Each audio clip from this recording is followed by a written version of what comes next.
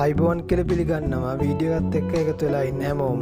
අපි අද කතා කරන්නේ මේ කාල සීමාවේ ගෙදරට වෙලා නිකන් ඉන්න මේ කාල සීමාව ඇතුළත සාමාන්‍ය ව්‍යාපාරයක් ලෙස පොරකටු හැඳි කර්මාන්තය සිදු කරගෙන යනවා නම් ඔයාලට සාමාන්‍ය කොහොමද ඒක කරගන්නේ? දැන් පොරකටු හැන්දන්නේ හොඳ නිමාවකින් යුක්තව හදාගන්නේ කොහොමද? වෙළඳපොළට ඒ වගේ මේවා සාමාන්‍ය රුපියල් 80ක් වගේ වටිනාකමක් හැන්දන්නේ නිකුත් කරන්නේ කොහොමද? වීඩියෝට යන්න කලින් සබ්ස්ක්‍රයිබ් කරලා වීඩියෝ එකට යමු.